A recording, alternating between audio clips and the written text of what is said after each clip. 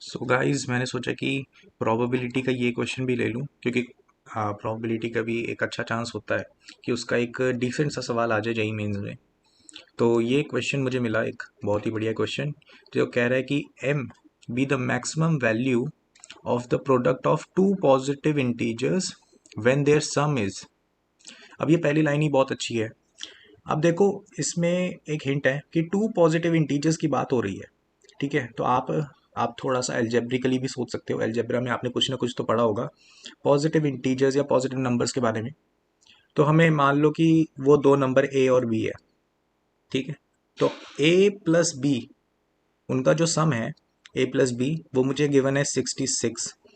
ठीक है, उन्होंने बोला है कि ए इंटू बी की मैक्सिमम वैल्यू जो है वो क्या है, कैपिटल एम। ठीक है, तो इससे मुझे काफ़ी बड़ा हिंट मिल चुका है कि ए और बी पॉजिटिव इंटीजर्स हैं। तो मैं कहाँ पे ट्राई मारूंगा, A arithmetic mean is always greater than और इक्वल टू ज्योमेट्रिक मीन पे। क्योंकि आपको पता है कि पॉजिटिव नंबर आ गया और सम गिवन है तो प्रोडक्ट निकालने के लिए, प्रोडक्ट का मैक्सिमम निकालने के लिए ये चीज़ बहुत इंपॉर्टेंट है और ये बहुत चीज़ आसान भी हो जाएगी। तो ये क्या कहती है, A plus B divided by two arithmetic mean ये होता है दो नंबर्स का, वो बड़ा होगा या बराबर हो सकता है ए इंटू बी की पावर 1/2 के। तो यहाँ पे ए प्लस बी तो मुझे पता है 66 डिवाइडेड बाई टू कितना बन जाएगा, 33 इज ग्रेटर देन और equal to A into B की पावर 1/2। तो यहाँ पे स्क्वायरिंग कर दूंगा मैं, तो स्क्वायरिंग करने पे 33 का स्क्वायर ग्रेटर देन और equal to A into B. ठीक है, तो ये चीज़ क्या थी, ए इंटू बी मेरा क्या है, ये मेरा हो गया प्रोडक्ट। ठीक है, इस प्रोडक्ट की मैक्सिमम वैल्यू क्या मिल रही है मुझे, 33 का स्क्वायर। तो 33 का स्क्वायर मेरा क्या हो जाएगा, क्या हो जाएगा, कैपिटल एम। ठीक है, तो कैपिटल एम की वैल्यू मैंने यहाँ से निकाल ली है। अब मुझे सिंपली क्या करना है, सैंपल स्पेस ढूंढना है कि कितना सैंपल स्पेस हो सकता है हमारा, एंड इवेंट ए देखना है कि कितने इवेंट ए है। तो हम प्रोबेबिलिटी ऑफ इवेंट ए को कैसे लिख सकते हैं कि नंबर ऑफ फेवरेबल आउटकम्स, है ना, फेवरेबल आउटकम्स। ठीक है, डिवाइडेड बाय टोटल आउटकम्स। ठीक है, ऐसे ही होता है। तो यहाँ पे सिंपली मुझे न्यूमरेटर और डिनोमिनेटर निकालने हैं। पहले तो एस की बात करते हैं। ये हमें क्या गिवन है, एक सेट बिल्डर फॉर्म गिवन है। इसमें बोला है कि जो एक्स है वो इंटीजर्स को बिलोंग करता है, एंड हमें ये एक कंडीशन गिवन है जो एक्स सेटिस्फाई करता होगा। अब देखो इसमें एम गिवन है, तो हम एम की वैल्यू तो पहले निकाल चुके हैं, तो बस सिंपली पुट करना है इसमें और कंडीशन से एक्स निकालते कितने हो सकते हैं। तो X into 66 minus X greater than और equal to 5 divided by 9 M. अब यहाँ पे m की जगह क्या रखना है, 33 का स्क्वायर। ठीक है, अब 33 के स्क्वायर को कैसे लिख सकते हैं हम, 9 इंटू 11 का स्क्वायर, है ना। तो यहाँ पे 9 कट जाएगा, तो हमें बचेगा क्या, 5 इंटू 11 का स्क्वायर। अब देखो इसको मल्टीप्लाई नहीं करेंगे क्योंकि मेरे को पता है क्वाड्रेटिक बननी है, तो फैक्टराइजेशन इस चीज़ की तो करनी ही पड़ेगी हमें। तो क्वाड्रेटिक बना लेते हैं इसको मल्टीप्लाई करके। तो हमारे पास जो क्वाड्रेटिक बनेगी वो बनेगी x square minus 66x plus 5 into 11 का स्क्वायर। ठीक है, ये क्या है, लेस देन और इक्वल टू ज़ीरो। ठीक है, तो मुझे क्या करना है, अब सिंपली मेरे को देखना है कि भाई फैक्टराइजेशन करनी है। इस चीज़ के फैक्टर तोड़ने हैं, क्या होंगे, 5 इंटू 11 इंटू 11।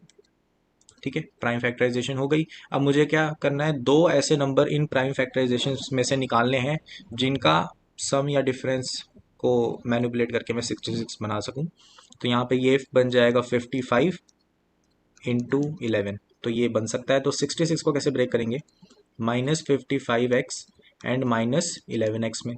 तो मेरे पास जो फैक्टर्स हैं वो बहुत इजीली बन जाएंगे। तो फैक्टर्स क्या बनेंगे, x माइनस 55 x माइनस 11। ठीक है, लेस देन और इक्वल टू ज़ीरो। इससे मेरे पास जो सोल्यूशन आएगा वो सिंपल आएगा कि x 55 से लेकर 11 के बीच में, इंक्लूडेड बोथ। ठीक है, अब सिंपल सी आपको काउंटिंग करनी है कि भाई 11 से लेकर 55 तक कितने x हैं इंटीजर्स। तो देखो सिंपल सी बात है, इसको कैलकुलेट करने का सिंपल वे क्या है, 55 माइनस 11 कर दो। अब जब आप ऐसा कर रहे हो तो आपने कोई एक नंबर इंक्लूड कर दिया है एक्सट्रीम वाला। ठीक है, चाहे आप उसको मान लो कि 55 वाला इंक्लूड हो गया, ठीक है, या 11 वाला इंक्लूड हो गया, जो मर्जी मान लो। तो एक रह गया ना, एक नंबर रह गया, उसको ऐड कर दो 1।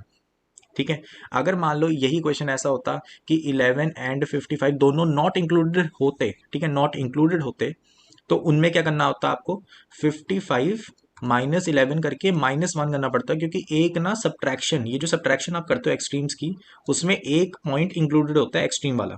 ठीक है, तो हम फास्टर कैलकुलेशन यहाँ पे कर पाए हैं।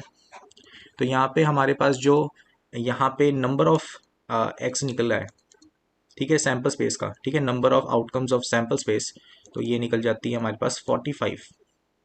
ठीक है, अब हम चलते हैं हमारे इवेंट ए के स्पेसिफिक बात करते हैं। तो यहाँ पे x belongs to S set है। ठीक है, तो एस सेट में जो हमारा x था, ठीक है, इसकी वजह से हमें क्या पता चला कि जो x है हमारा, वो 55 को इंक्लूड करते हुए किधर तक है, 11 तक। ठीक है, उन्होंने बोला कि x मल्टीपल ऑफ 3 का होना चाहिए। ठीक है, ओके, तो अब देखते हैं इसको कैसे कैलकुलेट करते हैं, मैं नीचे दिखाता हूँ।